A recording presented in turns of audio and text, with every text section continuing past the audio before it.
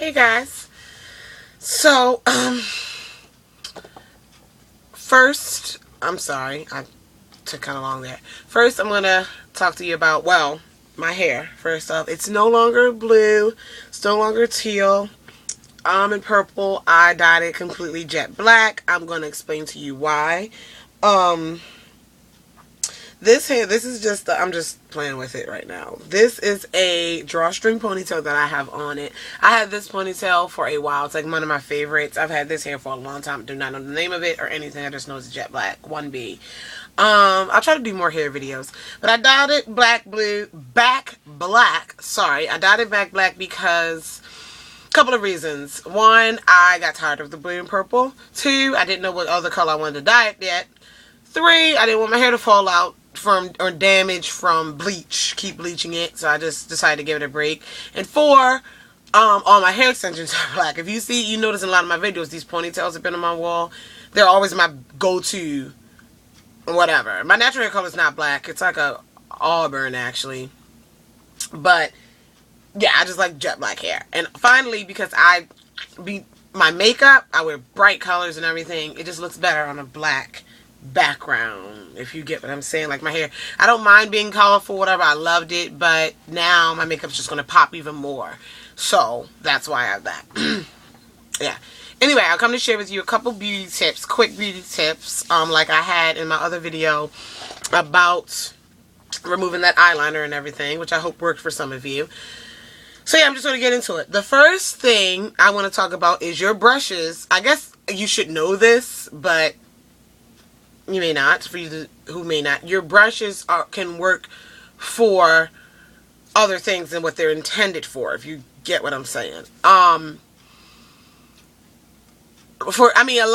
know a lot of you do. I'm a firm believer in if something doesn't work for you, as far as beauty-wise, cosmetic-wise, or anything, if something doesn't work for you, turn it into something that does.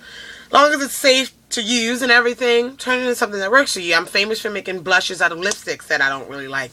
Cream blushes out of lipsticks, or lip colors out of other things. Just make it work for you. Make, more for your money and everything like that. So that being said, the first thing I want to talk about is your, I want to talk about your brushes. Your brushes can be used for other than what they are intended for. Now, I know for a lot of you this may sound like common sense, but some people really don't know. Some people feel like the brush can only be used for what it says it should be used for. For an example, the first one I have is this e.l.f. powder brush, which I know is a lot of people's favorite brush from e.l.f. and a lot of people's just overall favorite brush, because it's mine. And it's on the Studio line. It's $3, or you can get it from Target for $3. It's this jam-packed, and I mean jam-packed. These bristles are tightly packed. This one's older, because I've had this for a while, but the bristles are really, really flat. I just bought a new one. I'll tell you why in a minute. And so this is what it looks like. They're really flat and really dense and really soft. Really, really soft bristles.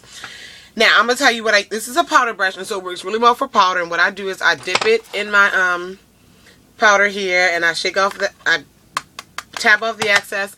And it's really good for, I press powder in and also buff it in. It's really good for that. I don't use it for blush or anything like that. I have a blush brush for that, but I use it for powder. But you can also use this brush, which is really, really good for your liquid foundation. It works really, really well. I think it's I Love Makeup 92. She uses this brush in her video, her foundation routine, when she's covering her acne. I Heart Makeup 92, I Love Makeup 92, one of those. She's covering her acne, and she uses it, and she puts the concealer on. Well, she uses her concealer's foundation, and she dabs it in, and it works really well. And the reason why I have two of them is one for powder, one for liquid, because if you use liquid and powder with the same brush, it can ruin your brush. But they're $3. You can have as many as you want. Oh, I dropped it there. So, yeah, that works. They're really, really good for that. So don't be afraid to try that. Also, another brush combination, and actually,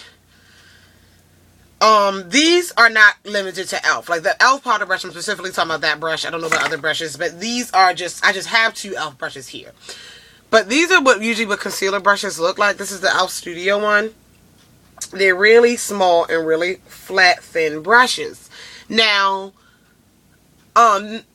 they're good, but my face isn't this small. Like, this is a pain in the butt. I usually use my finger for concealer. This is a pain in the butt for me. But what you can use this brush for is to get some eyeshadow on it and to get that inner corner, that inner tear duct. It's perfect for that. Even though it says concealer brush, it works. I get more use out of it doing an inner tear duct, using it as an inner tear duct brush than a concealer brush, because this is just too small for me. Like, it's ridiculous. But with that being said, also an e.l.f. eyeshadow brush. I have tons of these, and I put a sticker on this one so I could know that don't use it for eyeshadow. I use this to set my concealer with a powder underneath. It works really well for that because it's the right size. If the concealer brush was this size, we'd be in business. But it's not, so we're not in business. So this works really well to set your under eye powder and your under eye concealer and things like that. So I just put a sticker on this. Or sticker, colorful tape, or whatever, just to label your brushes so you know the difference in what they're used for. Because I don't like to use other brushes for other, like, I'm not going to use this for eyeshadow because I'm using it for that. Yeah. Okay, and also, I think one last tip that I have for you. No, I have two more tips. I'm sorry. The next one is when you're wearing false eyelashes. Now, I don't know about you, and when you watch these videos and these gurus, and they use tweezers to take their eyelashes and they put them on. I cannot do that, and it terrifies me to have a pair of tweezers that close to my eyeball. Like, I'll tweeze my eyebrows, but I couldn't see myself doing it. I don't have the steady hand. I usually use my fingers, or like when you put the lash on, put the eyelashes on and then press. But I usually do my eyelashes after I do all my makeup, so I don't want to ruin anything with my fingers either. So a good tip is to use a Q-tip. I use a Q-tip when I'm putting on my lashes. I take my finger, put them right in the middle there, and then I take the Q-tip and I press. And I use it to press the whole line down. Like, it really works, and it really, really, it really does the job. A Q-tip really, really works. And I thought I'd tell you guys that because the tweezers don't work for me. My fingers are too big, so to mess up my makeup, I don't have time for it.